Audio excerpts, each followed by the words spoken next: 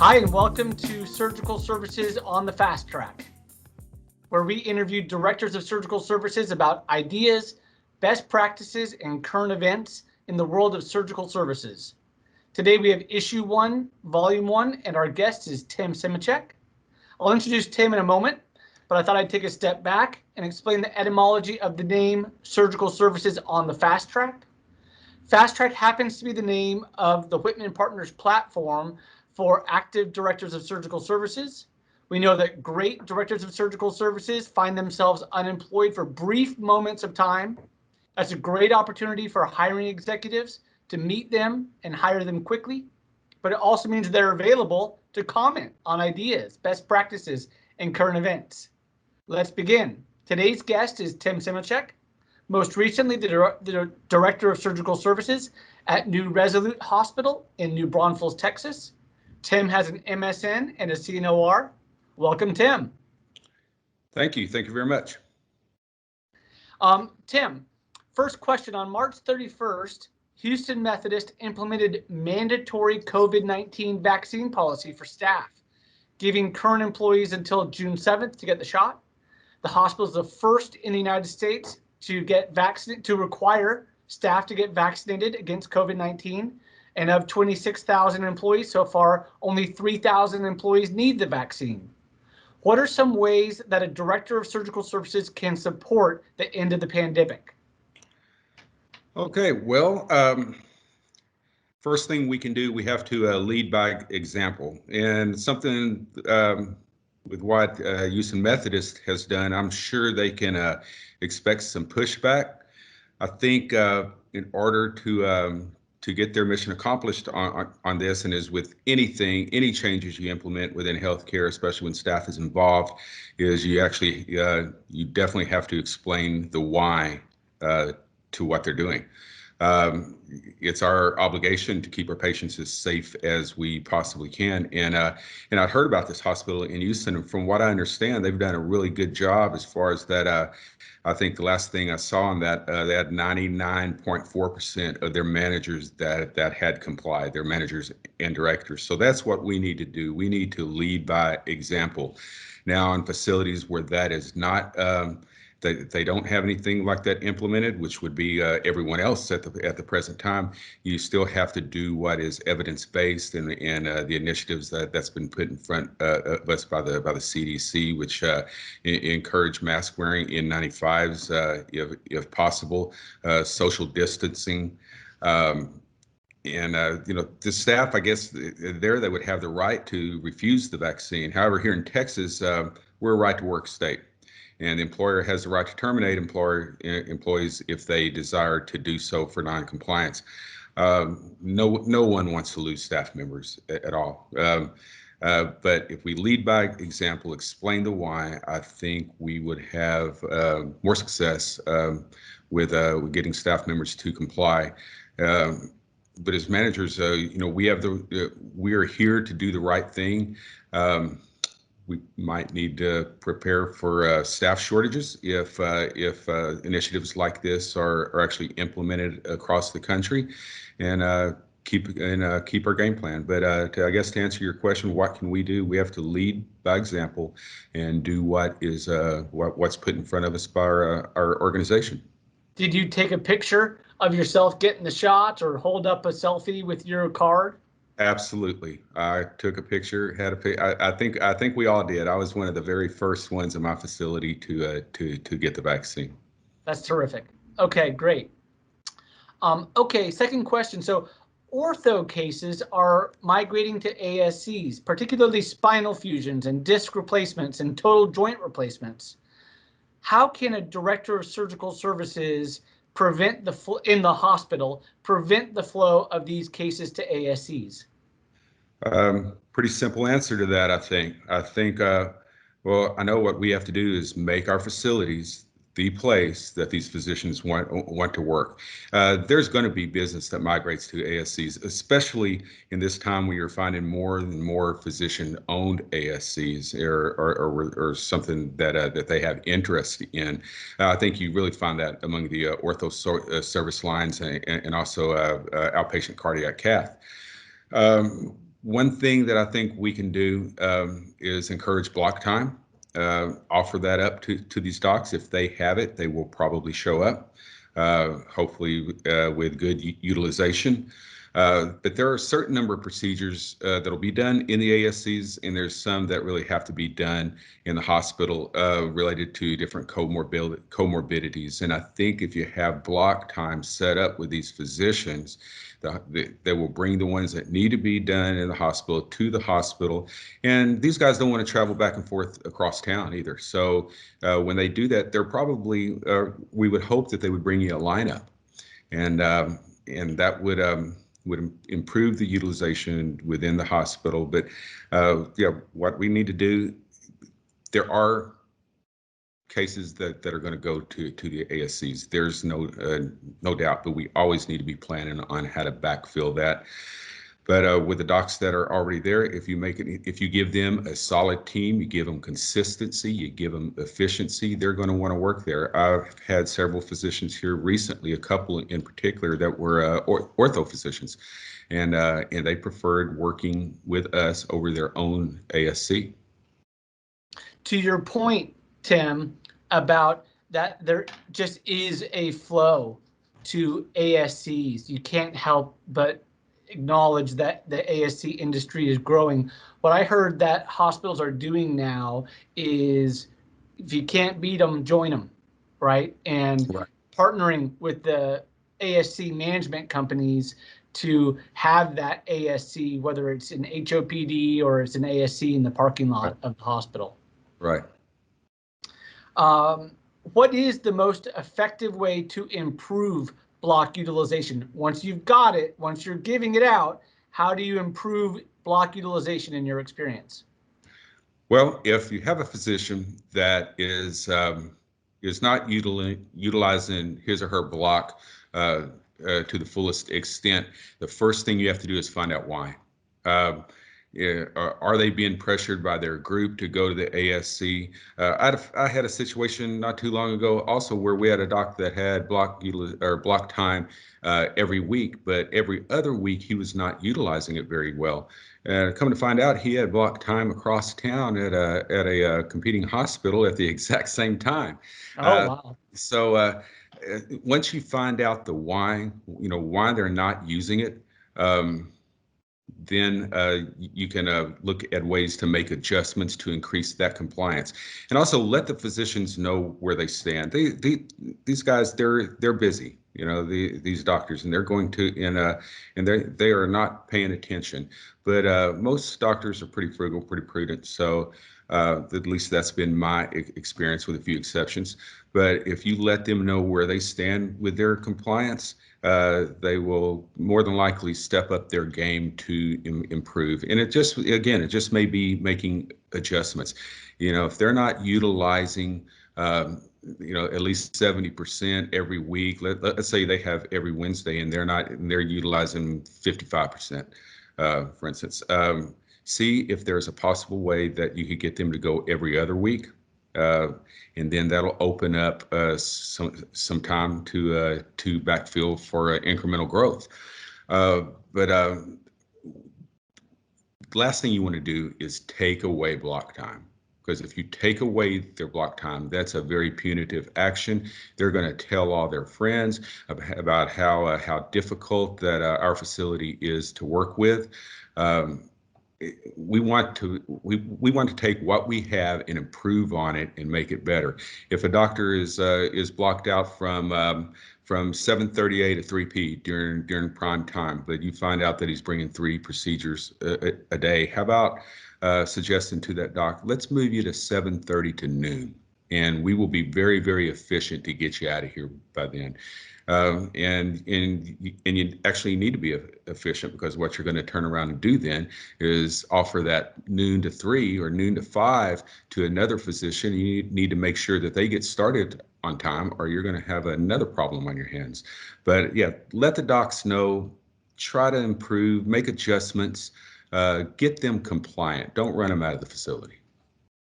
Excellent. let's turn our attention to a shortage of staff that we're experiencing in perioperative services across the country. What tactics have you used to be successful in recruiting and retaining staff? Well, I believe first of all, you need to make it a very fun place to work. Okay.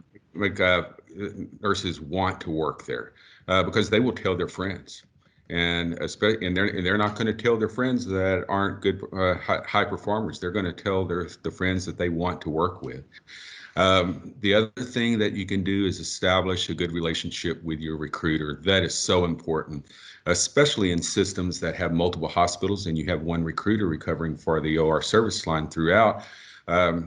I know as an OR director, I better be his favorite person. And if because if that recruiter likes you, they're going to send you the best applicants first. I want them to call me first with the best applicants.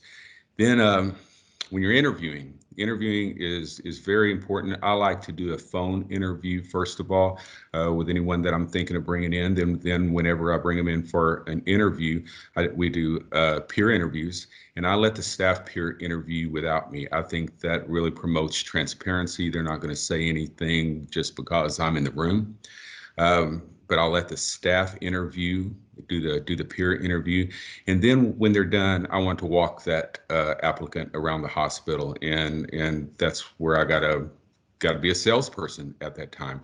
I need to show them the hospital, all the high points, walk them through the cafeteria if I have to, take them down to employee health, introduce them to someone there, walk them through different units, walk them through the pre-op area, the PACU area, introduce them to people that I think will make a good impression on that applicant, and then I'm going to give them a C-suite the heads up that I'm interviewing a potential nurse, and hopefully somebody will be available, because that's going to mean a lot to that applicant. If you can get the CEO for just a moment to say hello, I think that makes a difference that probably the hospital down the street is not going to do.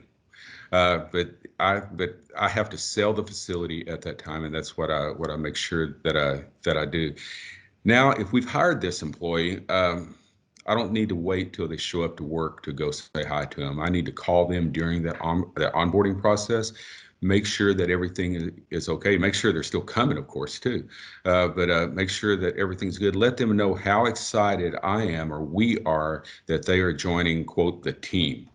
Now, let's say that this staff member starts, I need to round on that staff member frequently.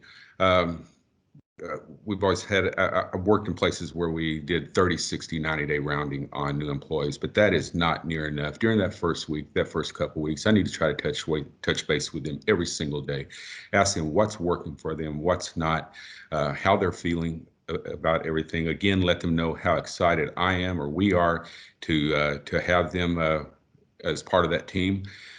Then when they're orienting, I also need to make sure they're with the right preceptor. I mean, we have some fantastic nurses out there. They're wonderful at their jobs they're doing, but they may not be the most happy person around, I guess I could say, as far as demeanor and things. And I need to have them with a preceptor that's energetic. Look at their personalities, of your preceptor and your staff member. Set that staff member up with someone that they're going to mesh with, and sort of I guess quote hit it off with, and I think that will make things go a lot smoother for the staff member. So yeah, that's as far as recruiting and bringing someone on. Now you also ask about retention, recruiting and retaining. We have to empower staff to make some decisions, but we have to set expectations. That's huge. Always set expectations. And I believe we have to establish a culture of accountability. Not to say that we should be overly strict or overbearing on our staff members, but everyone has to be held to the same standards, and they have to be accountable. If we fail to establish a culture of accountability, what's going to happen is we're going to be very successful at retaining low performers. Your high performers will take off on you. because they're going to be working harder than anyone else. They're going to be doing the right things. And when someone else doesn't do that and they get away with it, those high performers are going to take off on you, and that word's going to get out, and that will ruin you for sure. Um, yeah, that's and the other thing is always follow through on your promises. When you tell staff members you're going to do something, if you tell them you're going to have a staff meeting every Friday morning, have a staff meeting every Friday morning. I don't care what's on the schedule, and if two people are there, because you got 6, 7 o'clock starts, it doesn't matter. Have that meeting. Be consistent, and just always follow through. Round on your staff members as often as you can. Again, ask them what's working for them, what's not.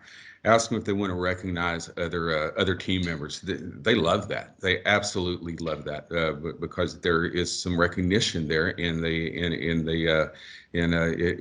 see that hard work and doing the right thing pays off. Tim, that's a terrific answer. I can tell you've hired a lot of people. I can tell that you've worked out your process. I want to revalidate what you said about your Tim's responsibility to do the tour of the operating room. Absolutely. We have found that the reason people take the job is to be colleagues and figuratively to have coffee with their new boss, right? And Right. it sounds like you're making that connection. And also, we have polled our candidates that interview, and they have said that it's the tour of the operating room that they want their boss to figuratively hold their hand through. So last thing I wanted to say about that answer, I loved your comment. You have to be careful without holding that accountability culture. You'll be successful retaining low performers. That's a terrific answer, pithy answer. I like that. Okay, let's go to the next question. The healthcare industry is becoming more and more competitive every day. What are some things that you have done to recruit and retain physicians? Well, first thing you have to do is have a plan. And I can look back over my past on some mistakes that I've made as far as cold calling a few physicians that I probably shouldn't have called because we had other things going at that facility that may not work out for us if we brought a physician on board. So the first thing you have to do is have a plan. So you sit down with your CEO, and if you have a growth officer or director of physician relations or anything like that, or a strategist, chief strategist, get with your CEO, maybe your CFO, and that growth person, and identify potential surgeons as a target. And this could be done through a Google search if you're in a big city. What about this physician? What about that physician? And just go through them. And things change, so do that frequently, at least quarterly. When you identify a physician, you can give them a call, go to their office. I like trying to meet with them in person and invite them to the facility. When you invite them to the facility, you tour them kind of like what we just discussed with a staff member. You got to sell the facility strong points. One thing I always like to point out is I've always been fortunate to have low staff turnover. And when you go to that PACU or the OR or the pre-op area and you introduce that doc to some of your staff, and you point out the fact that you have low turnover, and what that means to them is that they're going to have consistency every time that they show up. They're not going to get a phone call from somebody they don't know, or from somebody who doesn't know them. And then sell other strong points like your turnover times. If you got a 23-minute average room turnover time, sell that because you know what a doc wants? The doc wants to do his cases. He wants his patients in the room on time so they're not waiting and complaining, and then he gets to go home to his family earlier. Physicians want consistency for sure. Introduce the physicians to key members of your team. Some people that are very, very important, the sterile processing manager or sterile processing director, because that's the person that's taking care of his instrumentation. And they're going to be able to answer those questions for that physician on, do we have this, do we have that I'm not going to be able to answer. Sure, I'll know a lot of it, but that's the job of that SPD manager or director. Introduce them to your board runner. That's your air traffic controller. That's the one that makes everything go very smooth for the doc on the day of surgery. Introduce them to your pre-op and PACU manager. And if they've been there a long time, tell them, say, hey, she's been with us for 7 years.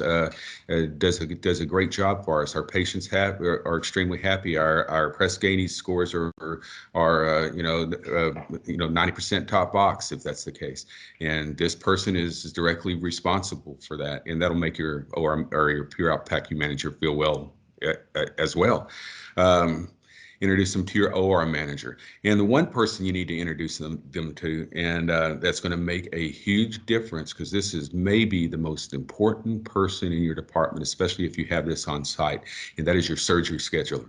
Your surgery scheduler can make or break you, because they can create that path of least resistance.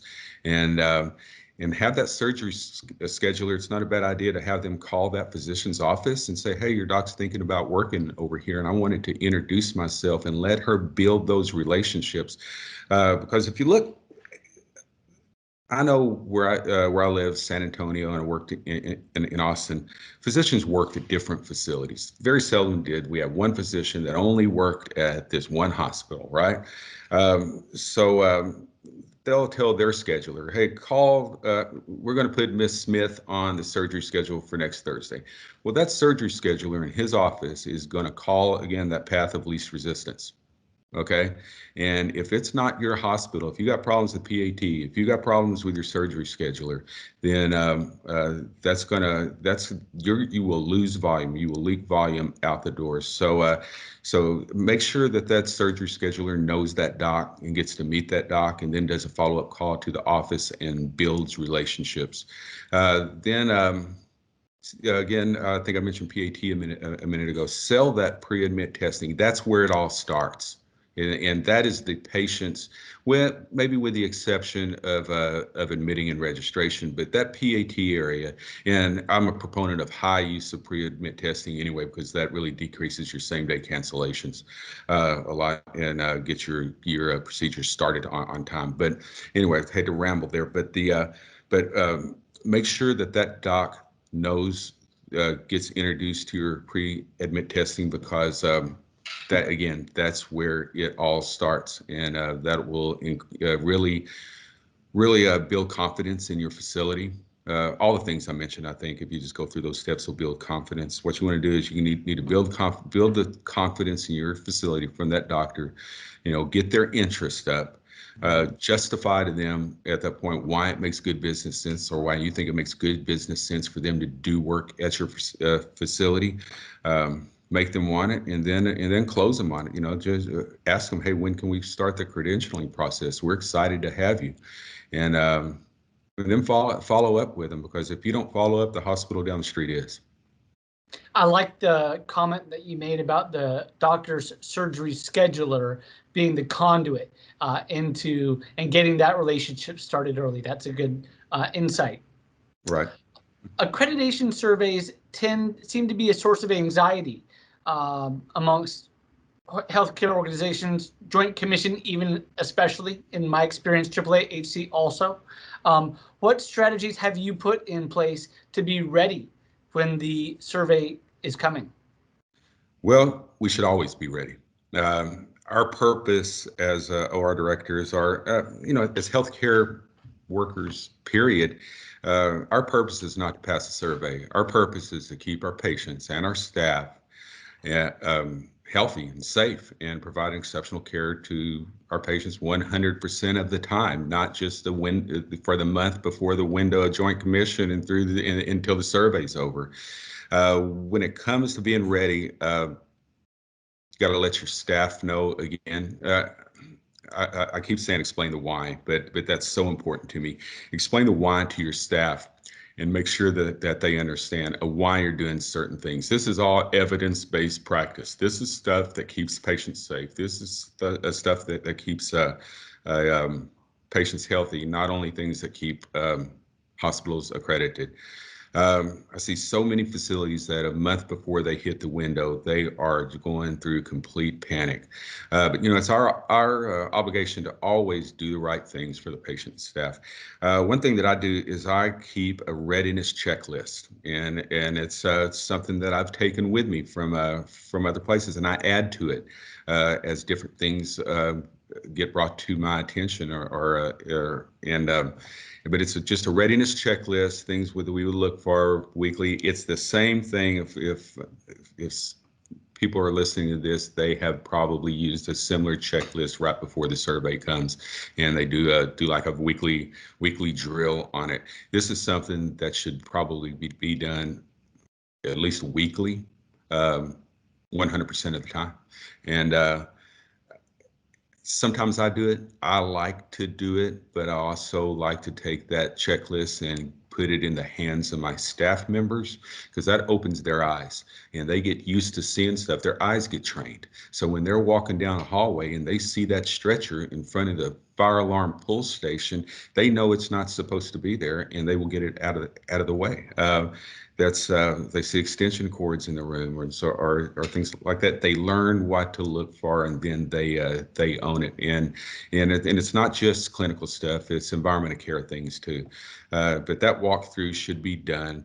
Your staff should be included on that, and they will learn what to do. And then when Joint Commission walks through the door, you'll be ready.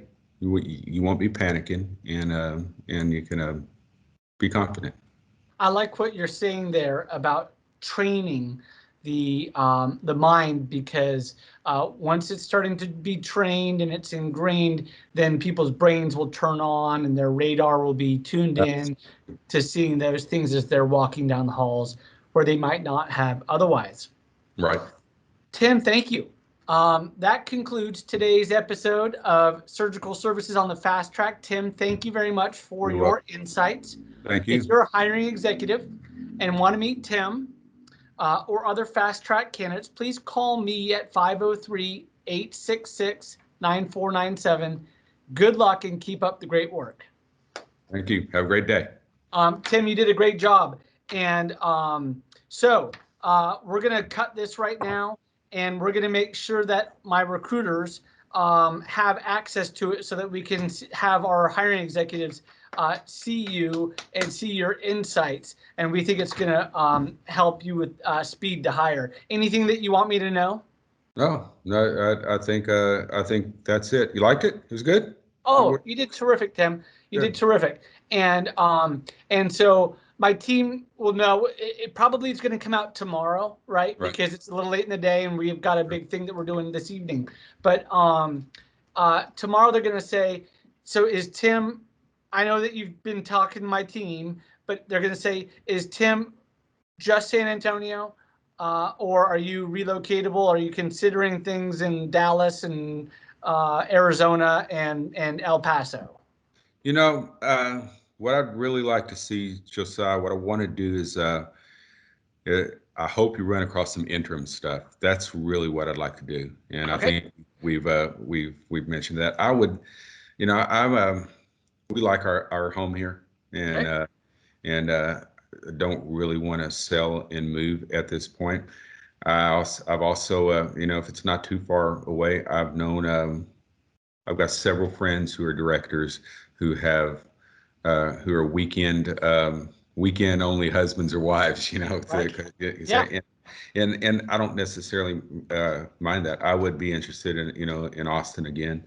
In fact, I got a little interest from an HCA facility there that was not through a recruiter or anything, but I don't know if I want to. That's way south Austin or North Austin, and if you know anything about Austin, traffic's horrendous, So I don't know, and I'd be probably interested in San Antonio or down the coast. Corpus is nice. We've toyed around with the idea recently of buying a condo down there as an Airbnb type things. But hey, I could live in that. Plus, I got a travel trailer, so. we've got the Corpus. We got what's it called? Christus Spawn. Christus. Yeah, that's a big facility. That's a level 2 trauma facility, I believe. I don't know if I want to go to a facility that size anymore, but I'm open. We can Okay. talk. Okay. Yeah. All right, Tim. So we'll make sure to get a copy of it as soon as it comes out. And thanks again. You did a great job, and Okay. have a good evening, and we'll catch up with you tomorrow. Okay. All right. Thanks a lot, sir. Bye, Tim. All right. Bye. Hey, you still there? Oh, never mind. All right.